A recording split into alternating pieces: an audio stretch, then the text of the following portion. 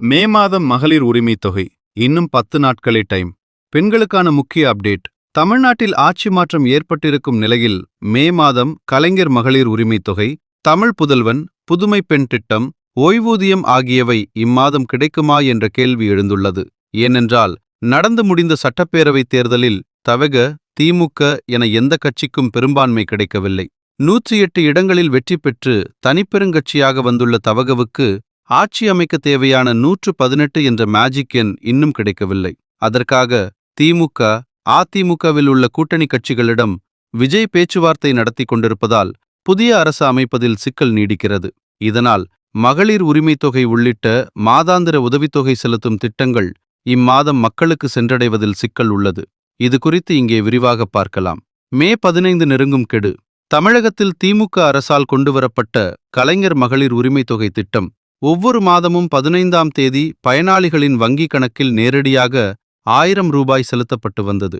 ஆனால் இந்த மாதம் ஆட்சி மாற்றம் நிகழ்ந்துள்ள சூழலில் மே 15ஆம் தேதி இந்த தொகை கிடைக்குமா என்பதில் பெரும் சந்தேகம் எழுந்துள்ளது. வழக்கமாக ஒரு புதிய அரசு பொறுப்பேற்ற பிறகு அந்த அரசு எடுக்கும் கொள்கை முடிவுகளின் அடிப்படையிலேயே நிதி ஒதுக்கீடுகள் செய்யப்படும். தற்போது பழைய அமைச்சரவை கலைக்கப்பட்டு புதிய முதலமைச்சர் இன்னும் பதவியேற்காத நிலையில் அரசு இயந்திரம் ஒருவிதமான தேக்க நிலையில் உள்ளது. விஜயின் தலைமையில் புதிய அரசு அமைந்து அவர் முறைப்படி கோப்பில் கையெழுத்திட்டால் மட்டுமே இந்த மாதத்திற்கான உரிமை தொகை விடுவிக்கப்பட வாய்ப்புள்ளது. ஆட்சி அமைப்பதில் உள்ள சிக்கல். தவக 108 இடங்களை வென்றிருந்தாலும் ஆட்சி அமைக்க தேவையான 118 என்ற மேஜிக் எண்ணை தொட இன்னும் 10 இடங்கள் தேவைப்படுகின்றன. காங்கிரஸ் ஆதரவையும் சேர்த்தால் இன்னும் 5 அல்லது 6 இடங்கள் தேவை.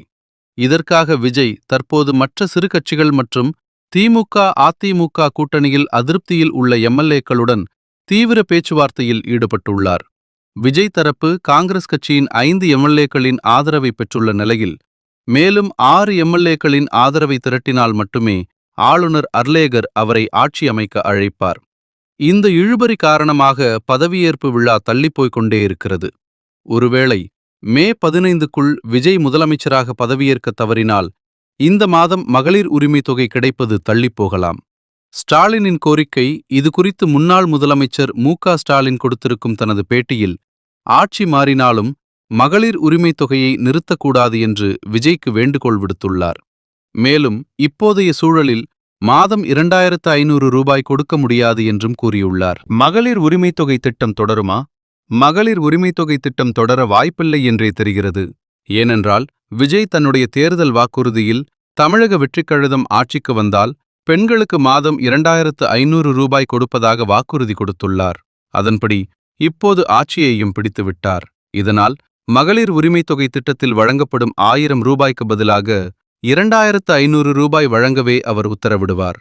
ஆனால் அதை உடனடியாக செயல்படுத்துவாரா, இல்லை காலவகாசம் எடுத்துக்கொள்வாரா என்பது விஜய் ஆட்சி பொறுப்பை ஏற்ற பிறகே தெரியவரும்.